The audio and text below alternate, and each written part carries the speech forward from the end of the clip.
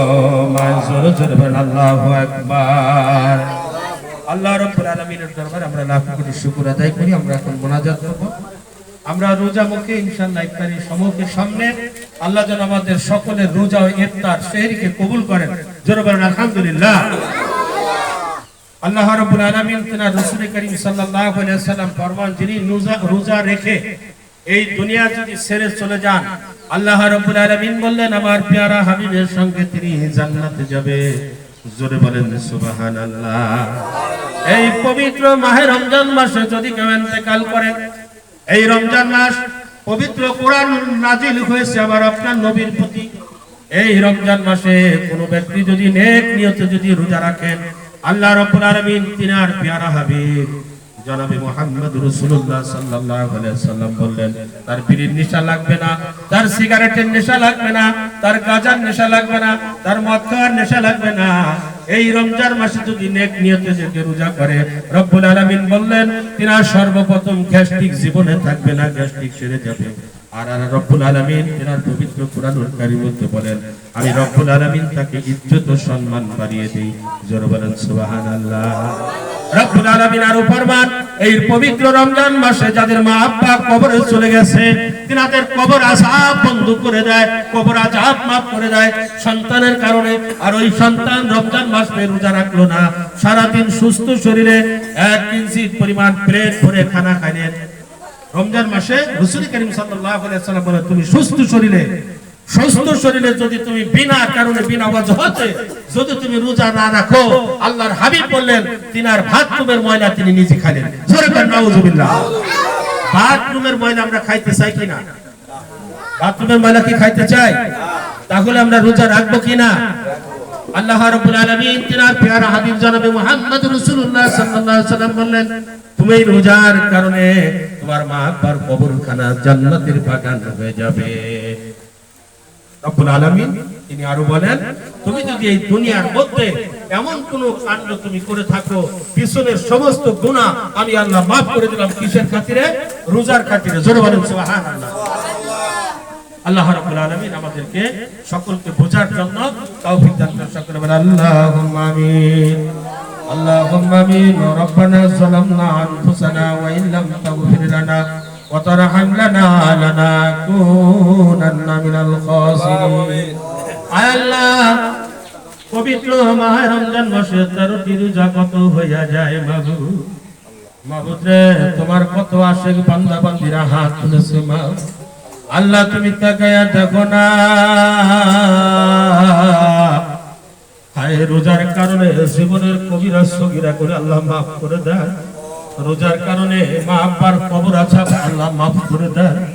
ও ভাই বাবারা, এই দুনিয়ার মধ্যে কত মানুষ ছিল তারা কবরে চলে গেল। একদিন তারা এই জগতে রোজা ছিল, এই জগতে তারা সংসার করছে, তারা ভালোবাসা দিয়েছে আমাদেরকে এই দুনিয়ার জমিনে তারা আনছেন।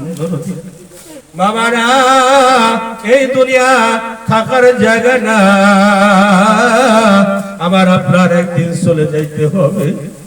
বাইরে বাবারে, মনে করেন দুঃখিনী আব্বার কথা, জন্মদাতা বাবার কথা মনে করে কান্দে, গর্ভধারণী মায়ের কথা মনে করে বুক ভাসায়া ফেলু।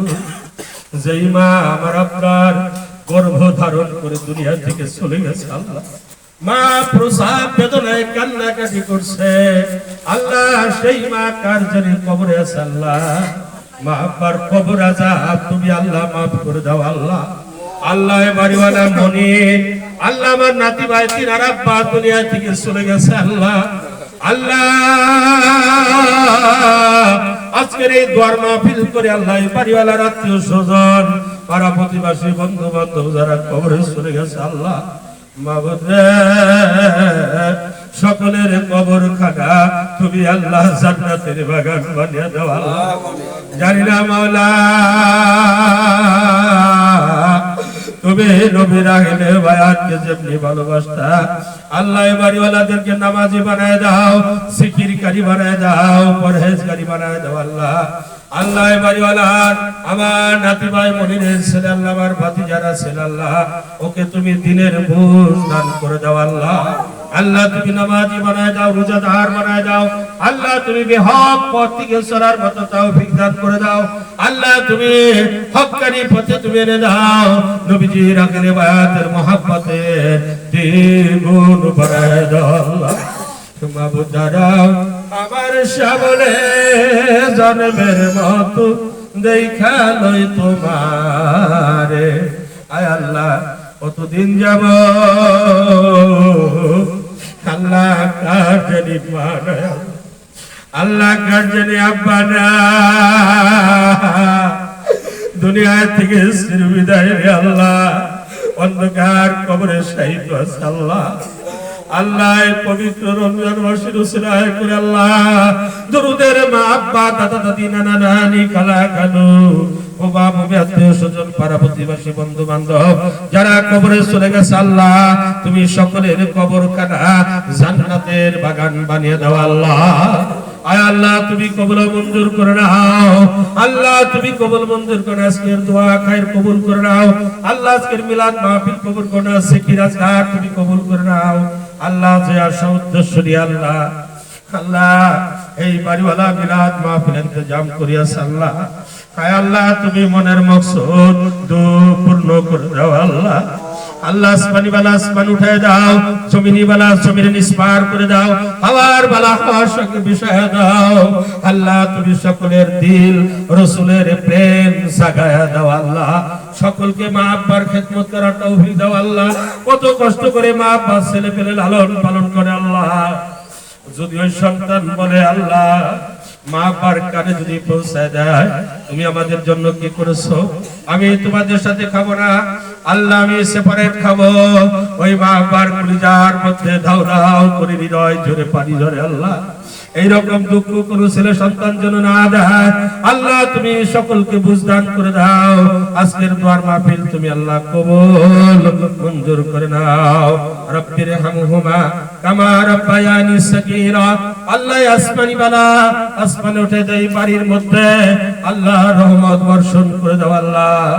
হাওয়ার বালা হাওয়ার সাথে মিশায় দাও, জমিনি বালা জমিনে নিস্মার করে দাও আল্লাহ। তুমি কবুল মঞ্জুর করে নাও আমিন সুম্মা আমিন। বাহাকে লা ইলাহা ইল্লাল্লাহু মুহাম্মাদুর রাসূলুল্লাহ।